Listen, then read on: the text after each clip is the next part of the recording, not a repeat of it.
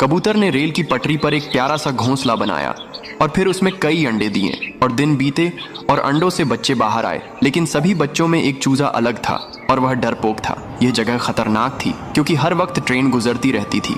एक दिन कबूतर दाना लेने जाती है, तभी एक ट्रेन आ गई। सभी सफेद चूजे घोंसले में बैठे रहे, लेकिन पीला चूजा डर के मारे भागने लगा और ट्रेन गुजर गई। जब कबूतर वापसी आती है तो सारे चूजे सारी बात बताते हैं। कबूतर पीले चूजे को ढूंढने लगती है, लेकिन कोई नाम निशान नहीं होता है। फिर कबूतर रोने लगती है। फिर किसी ने लाइक सब्सक्राइब नहीं किया।